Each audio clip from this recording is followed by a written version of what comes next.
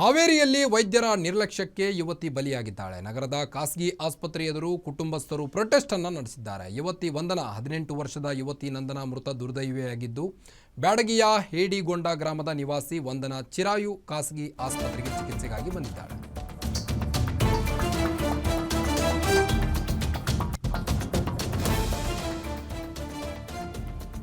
ಯುವತಿ ವಂದನಾ ನಗರದ ಖಾಸಗಿ ಆಸ್ಪತ್ರೆ ಎದುರು ಕುಟುಂಬಸ್ಥರು ಯುವತಿ ವಂದನಾ ಅವರ ಕುಟುಂಬಸ್ಥರು ಪ್ರೊಟೆಸ್ಟ್ ಅನ್ನು ನಡೆಸಿರುವಂಥದ್ದು. ವೈದ್ಯರ ನಿರ್ಲಕ್ಷ್ಯಕ್ಕೆ ಯುವತಿ ಬಲಿಯಾಗಿರುವಂಥದ್ದು. ನಗರದ ಖಾಸಗಿ ಆಸ್ಪತ್ರೆ ಎದುರು ಕುಟುಂಬಸ್ಥರು ಪ್ರೊಟೆಸ್ಟ್ ನಡೆಸಿದ್ದು, ಬ್ಯಾಡಗಿಯ ಹೇಡಿಗೊಂಡ ಗ್ರಾಮದ ನಿವಾಸಿ ವಂದನಾ ಚಿರಾಯು ಖಾಸಗಿ ಆಸ್ಪತ್ರೆಗೆ ಚಿಕಿತ್ಸೆಗಾಗಿ ಬಂದಿದ್ಲು. ವಂದನಾ ಕೈ ಮೇಲಿನ ಗುಳ್ಳೆಗೆ ಚಿಕಿತ್ಸೆಗಾಗಿ ಬಂದಿದ್ಲು.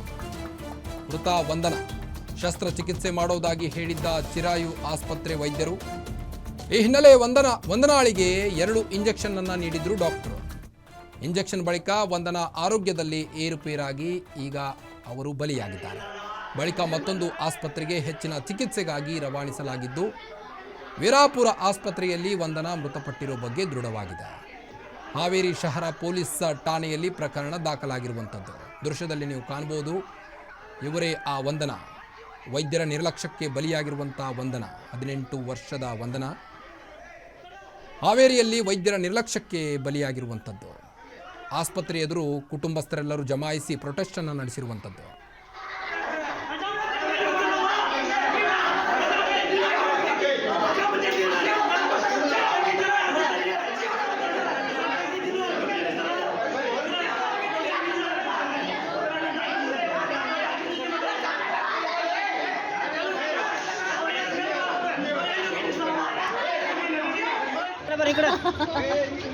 ನನ್ನ ಮಗಳು ಹೋದ್ಲಪ್ಪ, ಬಿಟ್ಟು ನನ್ನ ಮಗಳು ಹೋದ್ಲಪ್ಪ.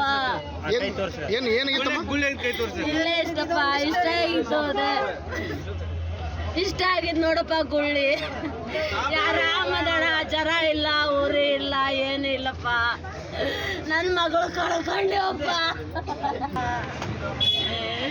ನನ್ನ ಮಗಳನ್ನ ಕಳ್ಕೊಂಡೆ ನಾನು. ನನ್ನ ಮಗಳು ಹೋದ್ಲಪ್ಪ, ಬಿಟ್ಟು ನನ್ನ ಮಗಳು ಹೋದ್ಲಪ್ಪ.